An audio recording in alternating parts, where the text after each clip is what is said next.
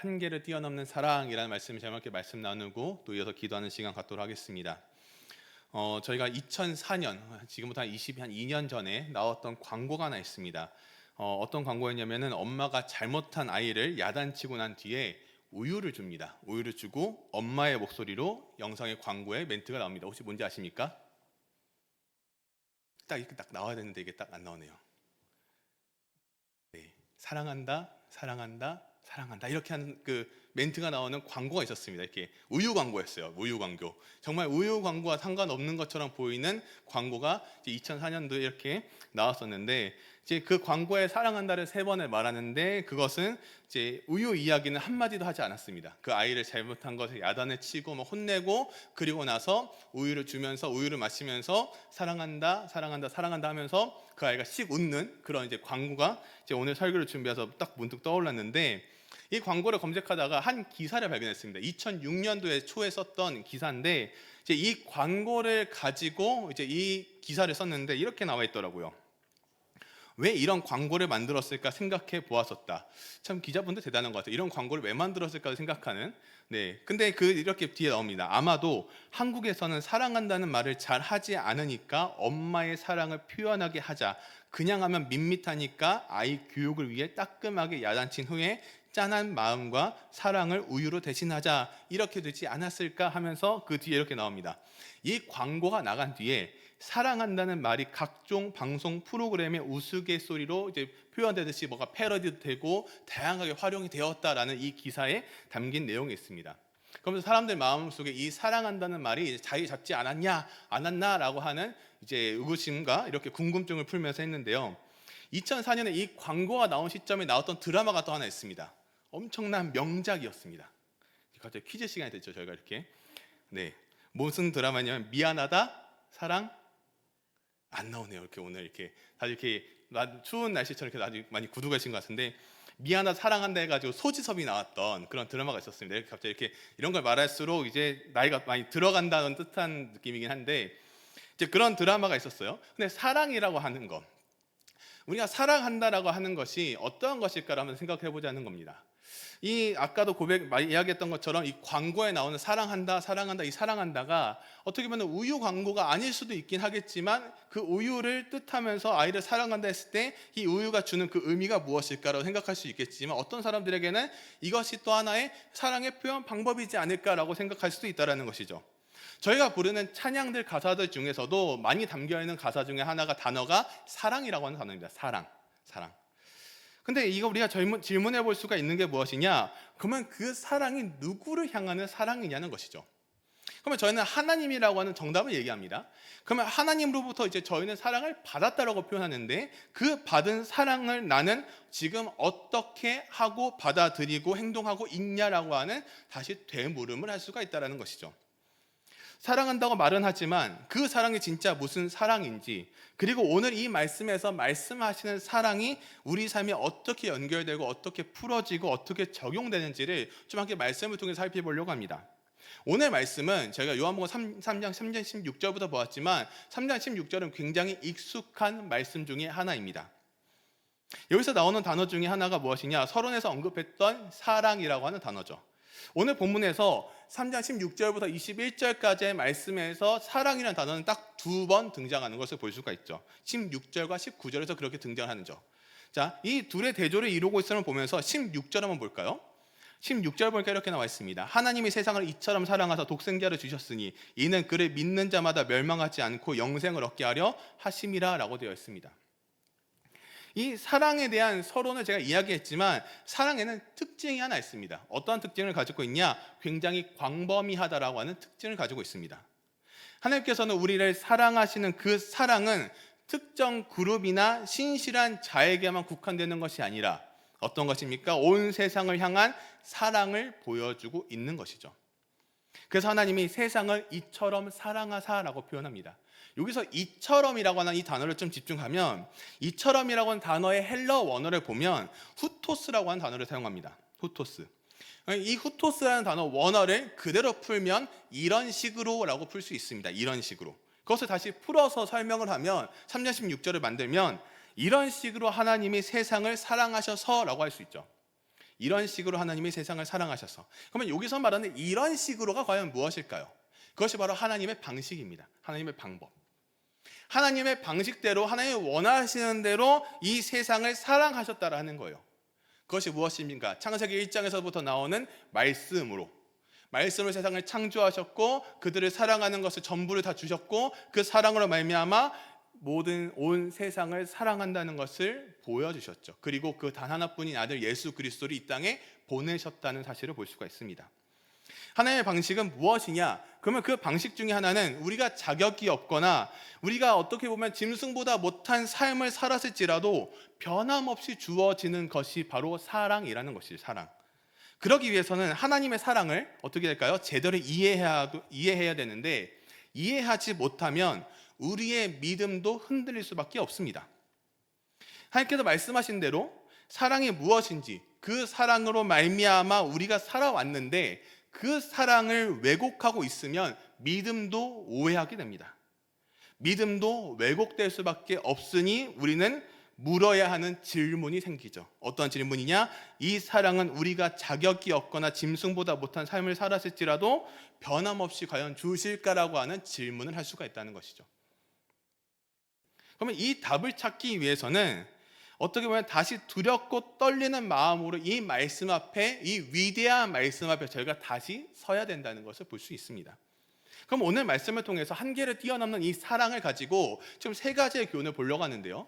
첫 번째는 사랑의 확증입니다. 사랑의 확증. 하나님의 사랑은 막연한 감정을 드러내는 것이 아니라 독생자 예수 그리스도를 십자가에 내어준 구체적인 사건임을 보여주고 있습니다.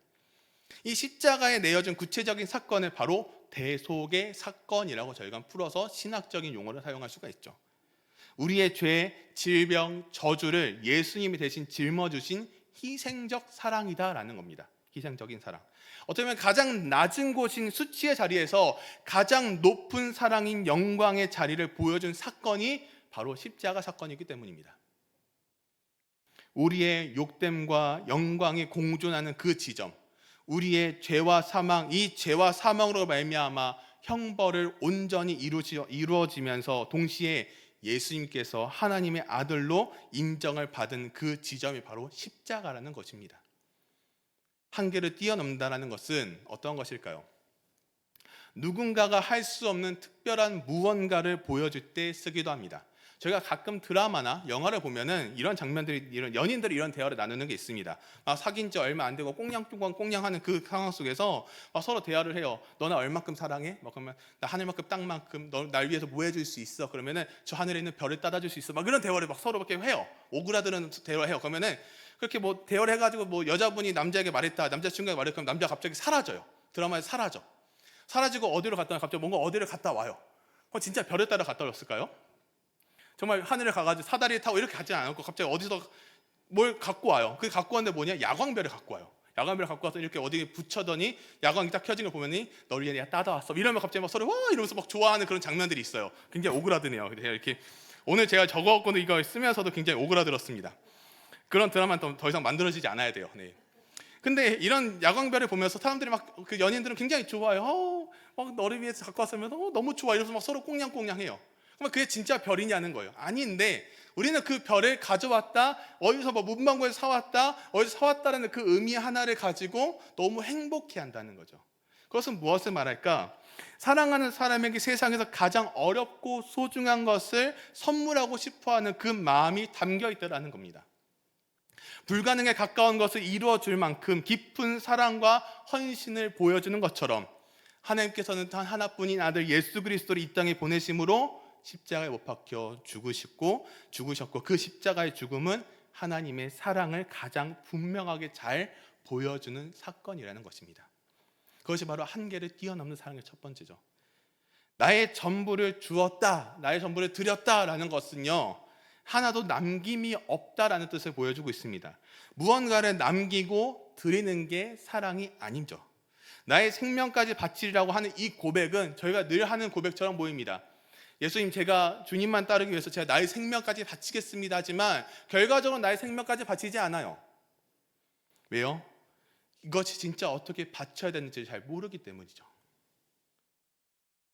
하나님께서는 이 고백을 원하시는데, 고백을 원하시는 게 아니라 이것이 삶으로 우리가 어떻게 살아내기를 원하는가를 원하시는 것이지, 단순히 말로써 하나님 나의 생명을 바치겠습니다, 나의 전부를 바치겠습니다, 나의 모든 것을 바치겠습니다라고 한다고 해서 하나님께서는 그렇구나가 아니라, 그리고 나서 너의 진짜 삶의 고백은 어떻게 바뀌고 있는가를 보고 싶어 하시는 것이죠. 그럼 우리에게 원하시는 것이 무엇이냐? 바로 이겁니다. 매일의 삶 속에서 하나님이 여러분을 얼마나 사랑한지를 깨달아 아는 거죠. 저희가 지난주에도 불렀던 찬양의 가사처럼 이런 가사가 있습니다. 하나님이 날 참 사랑하시네, 하나님이 참 나를 사랑하시네 라고 하면서 이 뒤에 나오는 가사를 보면 이렇게 나와 있습니다. 세월에 묻혀 또 현실에 갇혀 잊고 살다가도, 그냥 살다가도 어느 날 문득 생각해 보면 뭐라고요? 하나님이 날 참 사랑하시네 라고 되어 있습니다. 이 찬양의 가사의 이 찬양의 제목이 맞다입니다. 맞다, 하나님이 날 참 사랑하시지. 맞다, 하나님이 날 참 사랑하시지. 잊고 살다가 보니까, 살다가 다시 또 깨달아 보니 맞다, 하나님이 날 참 사랑하시지. 우리의 일상은 매일 이렇게 까먹고 놓치고 잊어버리는 일상을 살아가게 된다는 것이죠. 근데 우리는 그 십자가의 확증, 그 사랑의 확증, 십자가에 못 박혀 죽으신 예수 그리스도를 알아요. 하지만 우리의 일상에서 잊고 살 때가 많습니다. 그러나 문득 드는 생각 속에 외롭고 힘들고 지쳐가는 상황이거나, 때로는 너무 행복하고 기쁘고 즐거운 상황 속에서도 하나님은 날 참 사랑하시는 것을 하나님께서는 깨닫기를 원하시고, 그것을 우리의 삶으로 고백하기를 원하시는 것이죠. 그래서 첫 번째 하나님께서 보여주는 이 사랑의 확증이라는 것입니다. 자, 두 번째는 확증을 보였어요. 그럼 두 번째는 이 사랑의 목적을 볼 수가 있습니다. 이 사랑의 목적에 부제를 제가 붙여보니까 이렇게 붙일 수가 있습니다.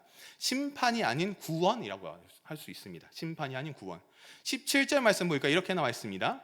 하나님이 그 아들을 세상에 보내신 것은 세상을 심판하려 하심이 아니요 그로 말미암아 세상의 구원을 받게 하려 하심이라 라고 되어 있습니다. 하나님의 아들 예수님을 보내신 이유는 분명합니다. 우리를 혼내거나 심판하기 위해서가 아니라 어떻게든 우리를 살리고 구원하고 싶어 하시는 그 강력한 마음이 있었기 때문이죠. 즉, 우리를 판단하거나 정죄하는 사랑이 아닙니다. 구원하는 사랑으로 오셨다라는 것이죠. 우리가 지옥에 가는 것은 하나님의 심판에서가 아니라 스스로 하나님을 떠나는 길, 죄와 저주, 죽음의 권세 아래에 놓인 길을 선택했기 때문입니다. 18절과 19절 보니까 이렇게 나와 있습니다. 그를 믿는 자는 심판을 받지 아니하는 것이요 믿지 아니하는 자는 하나님의 독생자의 이름을 믿지 아니함으로 벌써 심판을 받은 것이라. 그 정죄는 이것이니 곧 빛이 세상에 왔으되 사람들이 자기 행위가 악함으로 빛보다 어둠을 더 사랑한 것이니라. 아멘. 예수님을 믿는 자는 심판을 받지 않는다라고 되어 있는데, 믿지 아니하면 어떻게 됩니까? 벌써 심판을 받았다라고 이야기합니다. 벌써 심판을 받았다라고요. 근데 19절에서 말씀에서 자기 행위가 어떻게 나와 있습니까? 더 어떻게 되어 있습니까? 악함으로 어둠을 더 사랑하게 된다라는 것입니다. 내가 길이요 진리요 생명이라 말씀하신 생명의 빛이신 예수님을 보지 못하고 어둠을 더 사랑하는 사람들이 너무나도 많다라는 것이죠. 그 빛이신 예수님께로 나오는 자가 없고, 우리가 길을 스스로 개척하면서 내가 예수다라고 요즘 지칭하고 자칭하는 사람들이 세상 속에 많아지고 있습니다. 유튜브에서도 재림 예수다 하면서 이렇게 사기 행각을 벌였던 사람들도 있었고요. 그런 것처럼 이 시대는 더더욱 분별하지 못하고 구별하지 못하는 시대가 찾아오고 점점 더 심각해지는 모습을 볼 수 있습니다. 그러면 그것에 대한 해답이 무엇이냐는 겁니다. 해답은 딱 하나입니다. 늘 저희가 알고 있고 이미 알고 있고 알 수밖에 없는 것, 생명의 빛이신 예수 그리스도가 해답이라는 것을 알아요. 사람의 기준으로 보면 의인과 죄인이 있을 수 있지만 하나님의 기준으로 볼 때에는 모든 사람이 죄인일 뿐이며 예수를 믿지 않고서는 이 문제를 해결할 수가 없다라는 것을 보여줍니다. 많은 사람들이 그렇게 생각할 수 있습니다. 굳이 예수를 믿지 않아도 착하게 살고 또 어떤 종교든지 가지고 있으면 되지 않겠느냐라고 하는 질문을 가진 사람들이 있습니다. 그러나 확실한 것은요, 예수를 믿지 않는 모든 이들은 이미 심판을 받았다라고 말씀에서도 언급되어지고 있습니다. 인간의 행위가 아무리 선하다 한들 하나님께서 요구하시는 의의 기준에 미치지 못한다는 사실이죠. 그래서 예수님은 우리가 죄 가운데 있을지라도 떠났던 우리가 돌아오기만 한다면 아무것도 묻지 않고 안아주시는 탕자의 아버지와 같은 사랑을 보여주십니다. 이것이 바로 사랑의 목적입니다. 그러면 이 목적을 보았다면 마지막에는 결과를 보아야 됩니다. 사랑의 결과. 세 번째는요, 이것에 대한 부제는 새로운 신분과 생명을 볼 수 있습니다. 우리가 예수님의 사랑을 믿음으로 받아들일 때 우리는 단순히 나아지는 것이 아니라 완전히 새로운 존재가 됩니다. 20절과 21절 보니까 이렇게 나와 있는데요, 악을 행하는 자는 빛을 미워하여 빛으로 오지 아니하나니 이는 그 행위가 드러날까 함이요, 진리를 따르는 자는 빛으로 오나니 이는 그 행위가 하나님 안에서 행한 것임을 나타내려 함이라 하시니라 라고 되어 있습니다. 악을 행하는 자는 무엇을 미워합니까? 빛을 미워합니다. 그러나 진리를 따르는 자는 빛으로 온다고 말씀에서 언급이 되어 있습니다. 진짜 참된 빛이 무엇인지, 진리가 무엇인지를 깨닫는 것이 하나님 안에서 행하였다라고 하는 이 분명한 말씀을 주시는데, 그것이 바로 완전히 새로운 존재가 되었다라는 것입니다. 그중 하나가 바로 양자됨을 이야기합니다. 하나님은 우리의 과거를 모두 책임져 주시고 자녀 삼아 주신 법적, 영적 권세를 지니신 분이십니다. 그리고 영원한 생명, 헬라어로 조에라고 하는 이 영원한 생명을 주시는 분이시죠. 육체적 수명의 연장이 아니라 하나님의 성품을 닮은 질적으로 다른 차원의 삶을 살게 됩니다. 그것이 우리의 인생에 바뀌게 된다는 것이죠. 우리는요, 저희 모두는 하나님께 선택받은 자들입니다. 이 사실에 저희는 감사해야 합니다. 우리가 선택받았다는 사실은 예수를 믿고 구원 얻었음을 통해 충분히 입증되는 사실입니다. 새롭게 변화된 거듭난 성도로 살아갈 때 하나님 뜻에 충실한 삶을 사는 것, 하나님의 은혜를 온 세상에 나타내는 것이 우리의 역할입니다. 그러기 위해서는 무엇을 먼저 해야 될까요? 그 하나님의 사랑, 그 예수 그리스도의 십자가 사랑이 무엇인지를 먼저 깨달아 아는 것이죠. 예수 그리스도를 말미암아 우리의 본질이 바뀌면 옛것이 도무지 어울리지 않습니다. 즉 새 사람이 되었다라는 것을 볼 수가 있죠. 진리를 따르는 자가 우리가 되어야 되고, 어둠이 우리를 감싸는 것이 아닌 빛으로 오신 예수 그리스도로 말미암아 한계를 뛰어넘는 사랑을 경험할 때 우리의 인생과 삶과 생각 모두 하나님께로 고정되어지는 저희 모두가 되시기를 주님의 이름으로 소망합니다. 그러면서 오늘 이 말씀을 전체적으로 한 문장으로 딱 정리해봤습니다. 어떻게 정리할 수 있을까? 이 사랑의 확증, 목적, 이 모든 결과적인 것을 봤을 때 이 한 줄로 정리하면, 하나님의 사랑은 우리가 어떤 상태이든 포기하지 않으며 오직 살리는 데 목적이 있다라고 정리할 수 있습니다. 어둠 가운데 있던, 참된 빛을 모르던, 참된 진리를 모르던 자들에게 예수님은 찾아오셨습니다. 누군가에게는 복음이 어쩌면 굉장히 무미건조할 수도 있습니다. 근데 저희가 이 복음의 무미건조한 것을 저희가 생각했을 때 이것을 어떻게 좀 비유해가지고 좀 결론에서 좀 풀어서 설명할 수 있을까 생각하다 그게 생각났습니다. 한국인은 무슨 심이라고 하죠? 밥심이라고 합니다. 네. 밥심을 한번 밥을 생각해 볼까요? 따뜻하게 갓 지은 밥 한번 상상해 보십시오. 그럼 굉장히 지금 행복하시죠? 이렇게 따뜻한 밥, 거기에 뭘 얹어 먹을까? 이런 생각을 합니다. 그 따뜻한 밥, 어른들은 그런 말 합니다. 그 따뜻한 밥이 딱 지어지는 그 따뜻한 냄새와 따뜻한 그 온기와 그 딱 밥이 딱 지어져가지고 딱 젓고 한 숟갈 펐을 때 뭐라 그러죠? 아, 이것에 김치만 하나 있으면 끝났다라고 얘기하십니다. 김치만 있으면 끝났다. 뭐 김치만 있어도 끝났다 이런 얘기 하시죠. 근데 밥은요, 대단한 맛을 불러일으키는 것처럼 보일 수도 있고 냄새가 나거나 향기가 없을 수도 있지만 이 밥이 가지고 있는 가치는 어떠하냐는 겁니다.